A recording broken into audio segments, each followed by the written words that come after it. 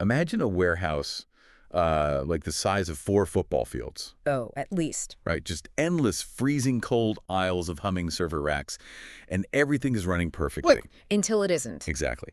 And then, somewhere in, say, aisle 42, a single copper cable snaps. Ouch. Yeah. Instantly, 10,000 error logs just scream into a terminal at the exact same millisecond. It's terrifying. It really is. If you are the person sitting at that screen, at 3 in the morning, staring at a waterfall of text scrolling faster than your eyes can track, I mean, how on earth do you find that one broken wire before a multi-million-dollar global service crashes? You don't. You really don't. Not if you're relying on text logs. Right. Because by the time you parse even the first 100 lines of telemetry data, the cascading failures have already started taking down adjacent systems. It's just too fast. Way too fast. It's the sheer scale of a modern hyperscale environment that makes, traditional troubleshooting completely obsolete. Well, welcome to this deep dive. Today, we are opening up a document that, honestly, it feels like finding the cheat codes to the internet. It really does. We've got our hands on the SuperCloud Composer Topology User Guide, Release 3.1 2.0, version 1.0. From April 2026. Yes, exactly. Published by Supermicro. And look, I know what you might be thinking if you're listening to this. A user manual about network topology. Sounds super dry, right? Right, sounds like a great cure for insomnia. Yeah. Stick with us, because this isn't just a manual about drawing lines between boxes. Yeah, not all. This is a guide to what is basically a God mode dashboard. It's about how modern data center operatives are surviving the impossible task of managing infrastructure that has just grown too complex for the human brain to visualize on its own. Yeah, the central thesis of this entire document, and really, I'd say the defining reality of IT in 2026, is that information overload is the enemy. The noise. Yes, the noise. The ultimate adversary isn't a power outage or a bad hard drive, it's the noise. I mean, we've had tools that can tell us what wire connects to what physical box for decades now. Sure. But the SuperCloud Composer, or SCC topology module, is doing something entirely different. Its true value lies in ruthlessly filtering out that deafening noise of those 10,000 error logs to instantly diagnose critical hotspots. Yeah. It's a triage engine, really. It's designed to stop a minor localized glitch from turning into a catastrophic meltdown. So if you're managing a massive enterprise network and trying to wrap your head around Supermicro's latest software, or if you're just, someone fascinated by the physical mechanical reality of how the digital world is wired together, we are going to unpack the visual language that literally keeps the lights on. Let's do it. Let's start with the foundational concept here, like the UI itself. The manual introduces this module as an infrastructure visualization tool where connected entities intersect to represent networks. And they explicitly define those entities as links and nodes. Right, links and nodes. You can look at this topology in a few different ways. They mention a rack server view and a workstation kiosk view. Yeah, and you can drill down all the way to the drawer and appliance levels. Which incredibly detailed. Yeah. But the claim they make right in the introduction is what stopped me in my tracks. They say this software sorts through multiple network events and utilizes the topology to determine a single root cause event. Which is the holy grail of systems administration right there. Instantly identifying the root cause. But we really need to dig into why they chose to build a graphical intersecting representation instead of just, improving the command line interface. Oh, that's a great point. Because for a long time, there was this macho culture in IT where the graphical user interface, the GUI, was seen as training wheels. Yeah, real admins use the command line. Exactly. But in a sprawling modern data center, that philosophy breaks down completely. Why is that? Well, think about it. When a single top-of-rack management switch fails, every single server, every storage array, every appliance connected to it loses its primary control path simultaneously. Oh, wow. Yeah, they all start screaming into the void at once. If you are reading text, you suffer from acute alert fatigue. Your brain physically cannot process the raw data fast enough to establish causality. I was actually thinking about this when I was reading the manual. It's like trying to understand a massive city's traffic patterns by reading a raw database of speed camera outputs. Oh, that's a perfect analogy. Just endless rows of text. Car 1205, 15 miles per hour. Car 1206, 0 miles per hour. You'd go crazy. You would go completely cross-eyed trying to figure out where the actual car crash is. But then you open up a GPS map app on your phone. You don't see numbers. You just see that Interstate 95 is colored bright red. Exactly. The map lets you instantly spot the bottleneck. The visual language does all the heavy lifting, processing the data for your brain before you even consciously think about it. That is exactly the physiological mechanism at play here. The human brain is evolutionarily hardwired to process visual color cues. Like bright red, meaning danger. Yes. In a fraction of a millisecond. Processing and comprehending thousands of lines of syntax, on the other hand, takes minutes. And minutes are expensive. Incredibly expensive. In a 2026 environment running, high-frequency trading algorithms or real-time global logistics, minutes of downtime are measured in millions of dollars. Jeez. So by visually changing an element on a screen from a calm green to a flashing red, the SCC software bypasses the analytical part of the brain entirely. It triggers an immediate instinctual recognition of where the problem lives. Okay, but a map is only useful if you actually understand what you're looking at.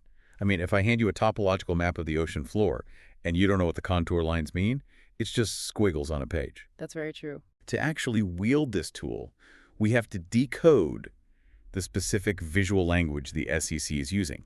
The colors, the lines, the icons, and the manual gets incredibly granular about this. They don't just put generic computer icons on the screen. Far from it. The node categories are highly specific. They have to be because the mechanical realities of these devices are completely different. Right, so break down those categories for us. Sure. So the manual lists the distinct entities, the map tracks. You have your standard system nodes. Okay. Then you get into the storage layer.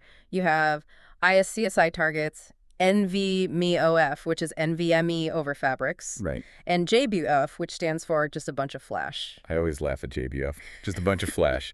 It sounds so incredibly casual for a piece of hardware that is likely holding petabytes of mission-critical corporate data. It really does. Wasn't that $2 million box? Just a bunch of flash. It is a bit of an understatement, yeah. Yeah. But it accurately describes the architecture. I mean, it's a chassis filled purely with flash memory, stripped of heavy compute overhead. Got it. And what else is on the list? Continuing their list, we have management switches, compute switches, storage switches, 1U appliances, PCIe switches, JBO, which is just a bunch of disks, the older magnetic cousin to JBO, Right. and APA. And what the software does is track the states of every single one of these unique pieces of hardware. And there are specific states they exist in, right? Yes. They exist in states defined as active, hide, or blinking. Blinking seems pretty self-explanatory, but how does it work in the UI? The blinking state is actually particularly clever. The manual notes that icons blink when they are clicked to focus user attention. Oh, so you don't lose your place. Exactly, which is a vital UI tool when you're looking at a screen with potentially hundreds of intersecting points. Makes total sense. Then we get to the color coding. It is extremely strict. Green means health good and power on. Standard. Yeah. Yellow is health warning. Red is health critical. And gray means power off, or it means the host is stale. We'll get back to stale in a second. But what really blew my mind wasn't the dots on the map, it was the roads connecting them, the lines. Oh, right. The lines between the nodes are where the topology map actually tells a story. Standard mapping software draws a line to say A is connected to B. Right. But the SCC software uses the lines to communicate telemetry. A solid line means a standard link is up or down. But then they introduce dashed lines. And dashed lines mean something totally different. Yes, a dashed line specifically denotes a management port link. And the color of that line carries intense diagnostic weight. A yellow line indicates that a LAN 1 link is broken. Okay, yellow is a warning. But a red line specifically means the BMC link is broken. Let's pause here because this distinction is brilliant. When I read about the dashed versus solid lines, it immediately made me think of the human body. Oh, interesting. How so? Well, think of the solid lines, the heavy data links, the LAN connections, as the cardiovascular system. Those are the blood vessels carrying the heavy volume. Okay, I see where you're going. They carry the massive data payloads moving back and forth across the data center. If one of those breaks, it's bad. You lose blood flow, service slows down or stops. Right. But the dashed lines, those management links, that is the nervous system. Those are the microscopic nerves telling the brain what is actually happening out there in the extremities of the body. That is a remarkably accurate way to visualize it, and it explains why the SCC assigns different threat levels to those systems breaking down. Let's look at the mechanical reality of the BMC, the baseboard management controller. Yeah, explain the BMC for us. The BMC is a specialized, independent microcontroller embedded directly onto the motherboard of a server. It is the out-of-band management system. Out of band, so it's separate. Totally separate. It has its own dedicated network connection, which is that dashed line on the map, and often its own auxiliary power. Wow. So even if the main server operating system completely crashes, even if the CPU locks up entirely, and to use your analogy, the cardiovascular system stops pumping, the BMC remains alive. So it's basically a hardware-level backdoor. Exactly. It allows an administrator to remotely monitor the physical temperature of the hardware, forcefully power cycle the machine, or completely reinstall the operating system from an ISO file. All totally independent of the main data network. Yes. If the building is on fire, the BMC is how you unlock the emergency exits.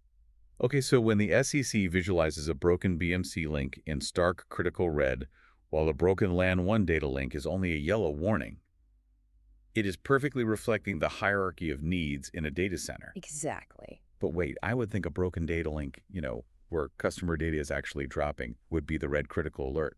Why is losing the management backdoor considered worse than losing the actual data pathway? Because of redundancy and control. In a modern data center, if a LAN 1 data link breaks, the system's routing protocols will automatically fail over and send that customer data down LAN 2 or LAN 3. Ah, right. The cardiovascular system has bypasses built in. Precisely. You might lose some bandwidth, hence the yellow warning, but the system survives. However, if you lose the BMC connection, the nervous system, you are now flying blind. Oh, that's bad. Very bad. But You have a massive, powerful server running in your rack, generating heat, and you have zero remote control over it. You can't see its temperature. You can't reboot it if it hangs. It becomes a rogue element. a rogue element in the server rack. Yeah. You must restore the nervous system before you can even begin to safely diagnose anything else. The visual distinction on the map forces the administrator to prioritize triage correctly. Okay, that makes total sense. You have to Okay. know the patient is breathing before you fix the broken arm. Exactly. Speaking of triage, I want to ask about the stale status. The manual says grayed out icons mean a host is stale. In practice, what does that actually mean? I mean, it's not off, but it's not throwing a red error either. A stale status is a fascinating intersection of networking protocols and user interface design. Technically, it means the management software hasn't received a heartbeat or a telemetry update from that specific node within a predefined timeout window. Okay, so it hasn't heard from it. Right. However, it also hasn't received a definitive "I am dying" error message. The data is just old. It's like when someone leaves you on read. You know they exist, but you don't know what they're doing. Precisely. And from a UI perspective, the decision to color a stale node gray is brilliant decluttering. How so? By graying it out, the software acknowledges that this 2-ton piece of metal still physically occupies space in the rack, which keeps the map geographically accurate. But visually, it pushes the stale node into the background. Ah, I see. It intentionally dulls the information so it doesn't distract the administrator's eye from the active, critical red alerts that demand immediate human intervention. So it's actively managing the user's cognitive load. It's turning down the volume on the static so you can actually hear the broadcast. That's a great way to put it. But this brings up a massive problem. I mean, knowing what the colors and lines mean is great. We have our legend.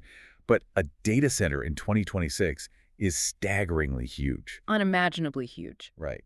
If you open up a map and it tries to show you every single server, every single JBOF array, and every single connecting wire all at once, it would just look like a bowl of digital spaghetti. You wouldn't be able to read the legend anyway. Exactly. How do you scale this visualization to actually make it useful in a crisis? You isolate the blast radius, and the SEC topology tool does this using what they call the hop feature. The hop feature. Okay, break that down. The manual defines a hop as a rough measure of distance between two hosts. Specifically, it is the number of network devices, like switches or routers, that data must physically pass through to travel from a source node to a destination node. Okay. The critical design choice here is that the SEC software allows users to view up to a maximum of 3 hops from any selected node. Maximum of 3. And you get these filter tools alongside it. You can click checkboxes to filter the view by IP address, by host name, by link state, like only showing links that are down or specifically showing broken BMC links, and you can filter by those health states. Right. But hold on, I have a major issue with this 3-hop limit.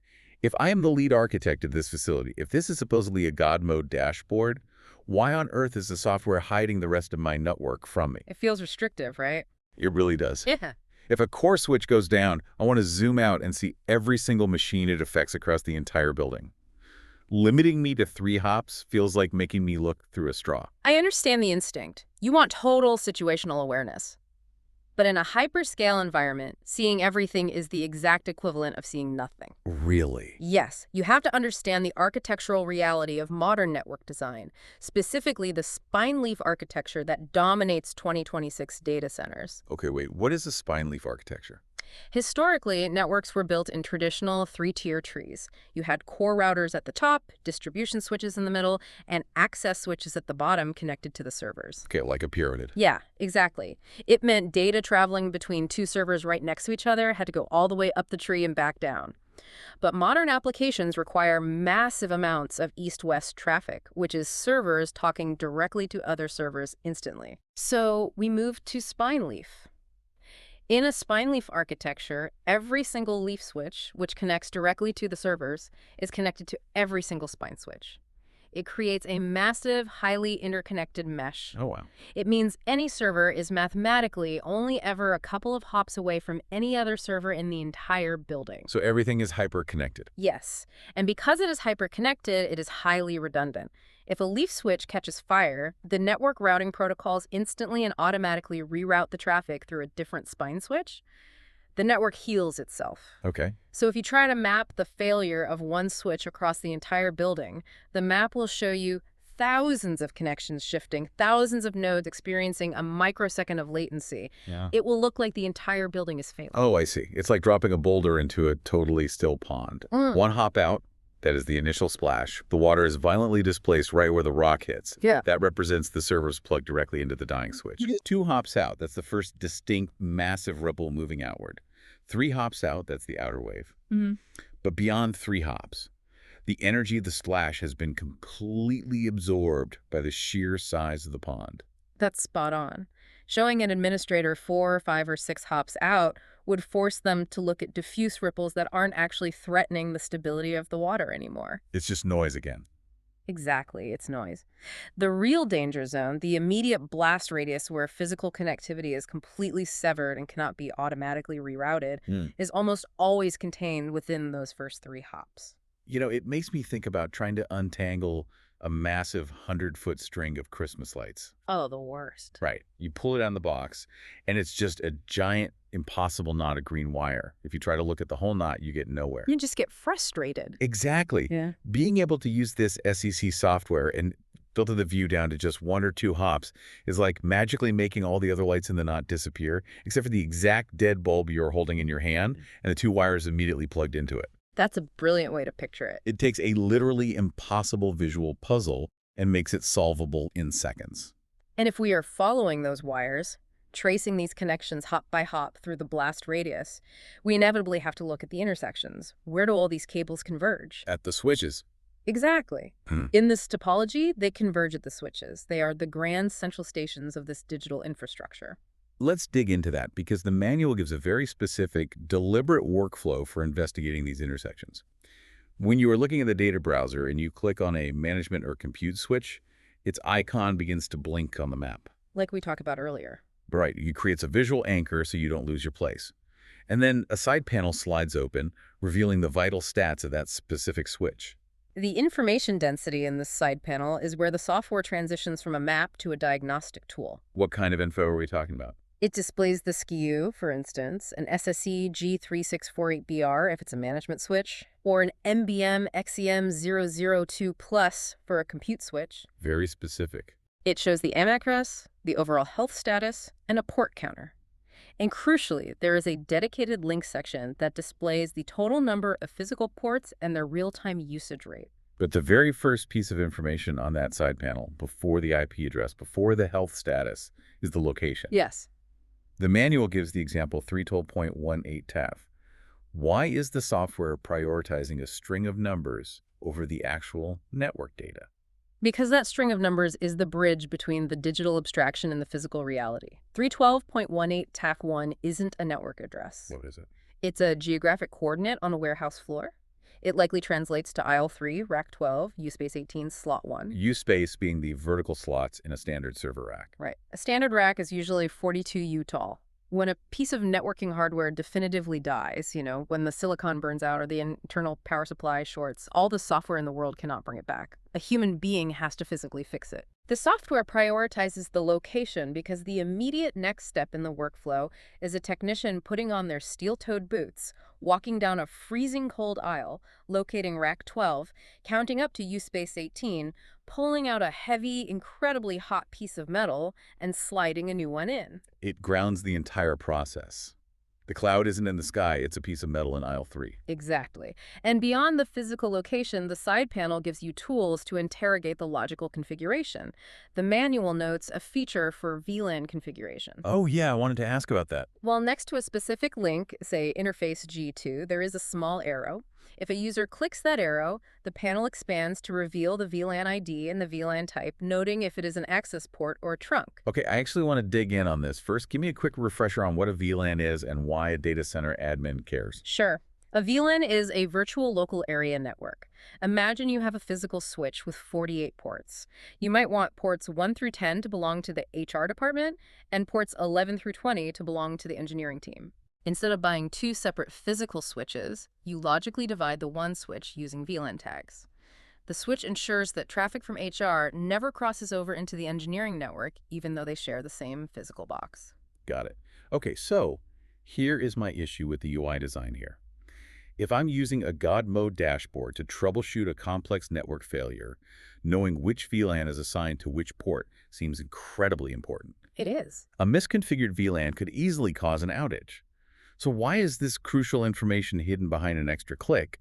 Why make me click a tiny arrow to expand a menu? Shouldn't the VLAN ID just be displayed right next to the port name by default? This is a perfect example of a UI concept called progressive disclosure. It's a design strategy used to manage complexity and prevent the exact cognitive overload we talked about earlier. Progressive disclosure.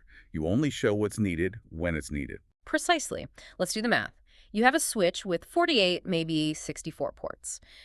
If the side panel permanently displayed the port name, the MAC address, the throughput, the link state, the VLAN ID, and the VLAN type for every single port by default, the side panel would be an unreadable wall of text. It would look like the command line again. Exactly. It would look just like the command line logs we were trying to escape in the first place. You might entirely miss the fact that the switch's internal temperature is red and overheating because your eyes are drowning in a sea of VLAN tags. That makes a lot of sense. The SEC software assumes that if you need the VLAN information, you are already deep into a specific troubleshooting hypothesis regarding that exact port.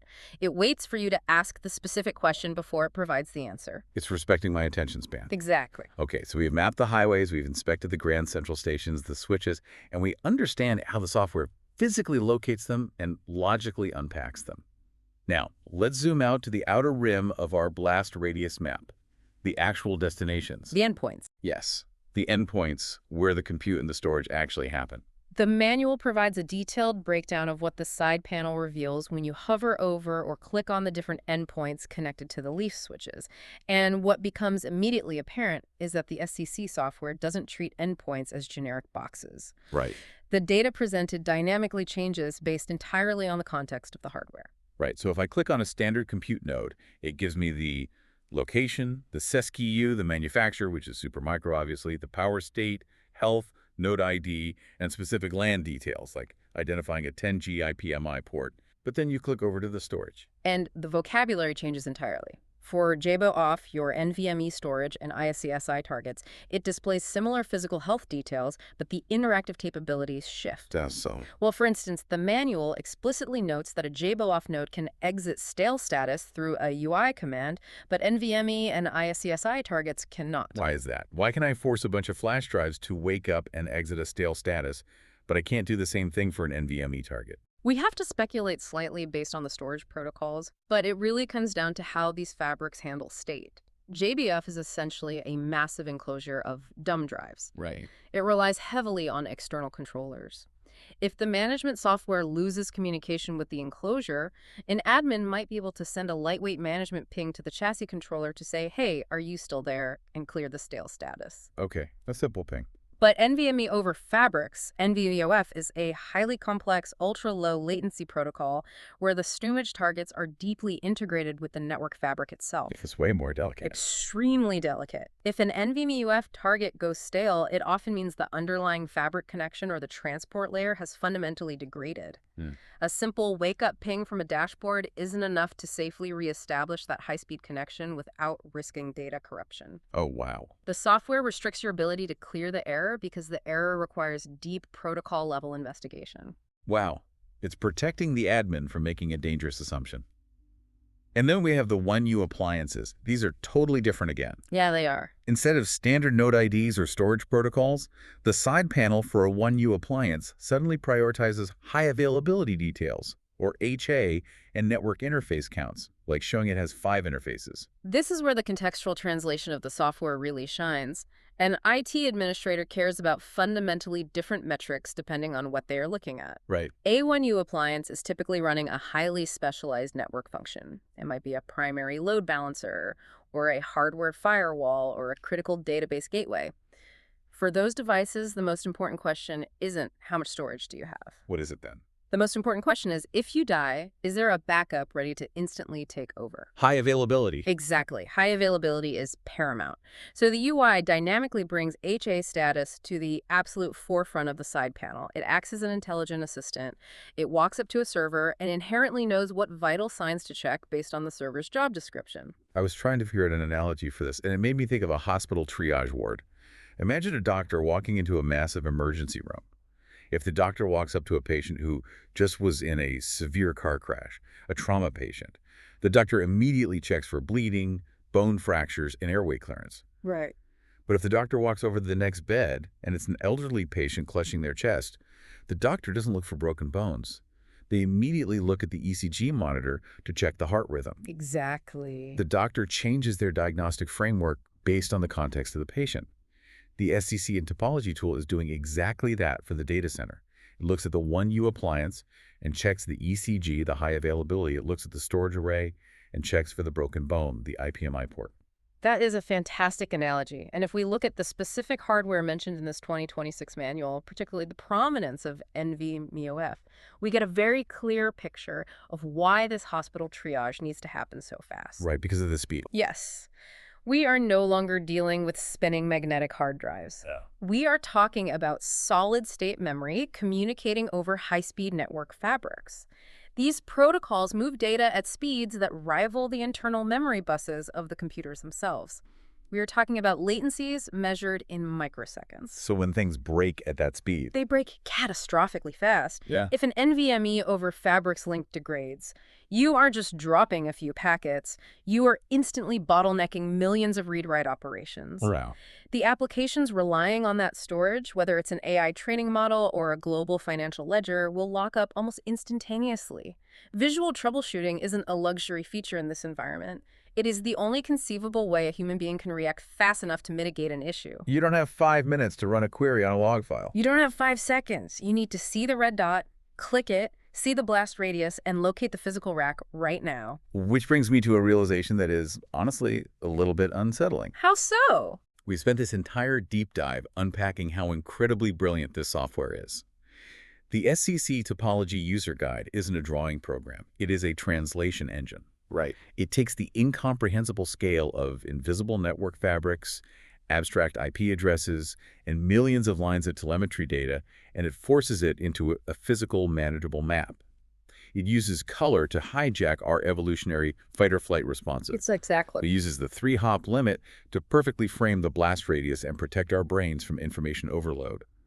It uses progressive disclosure to keep the UI clean. It is flawlessly optimized for the human eye and the human brain. It is a masterclass in human-computer interaction. But you hit on the operative word, human. Yeah. This raises a rather profound question as we look at the trajectory of this infrastructure. The software is doing an incredible amount of heavy lifting just to make the data digestible for a human administrator. It translates the machine logic into human logic. But as these networks become exponentially more complex, as they grow denser, and as the storage fabrics move from NVMe to whatever comes next, operating at speeds we can barely conceptualize, will human biology eventually become the ultimate bottleneck? Oh, man. Think about it. The map is designed so a human can spot a blinking red dot, click it, analyze the side panel, and make a decision. But in the time it takes a human to move a mouse and click a blinking icon, a modern fabric network can drop tens of millions of operations. That's staggering. Is this elegant UI with its carefully chosen green and red icons and its 3-hop blast radiuses actually the final evolution of human-in-the-loop management? Are we looking at the absolute peak of human visualization? You're saying the map is perfect, but the person reading the map is just too slow. Exactly. It paves the way for the inevitable next step, which is artificial intelligence bypassing the visual map entirely. Oh. And AI doesn't need progressive disclosure. It doesn't get overwhelmed by seeing 4, 5, or 50 hops. It can read the entire matrix of telemetry data mathematically, identify the root cause, and execute the failover routing before a human administrator even has time to log in, open their web browser, and realize a dot has turned red. That is wild to think about. The idea that this beautiful God mode dashboard is essentially the peak of an era, that one day the map won't even need to be drawn on a screen because the AI will just navigate the raw data directly. It's very likely. But until that day comes, we're the ones in the pilot seat. We still need the map. We still need the red and yellow lines to show us where the broken roads are. Thank you for joining us on this deep dive. Next time you stream a movie, load a massive web page, or connect to a remote server, take a second to visualize the invisible connections, the fiber optics, the copper wires in your own tech environment. Remember that somewhere in a freezing cold warehouse, there is a blinking green dot making it all happen. See you next time.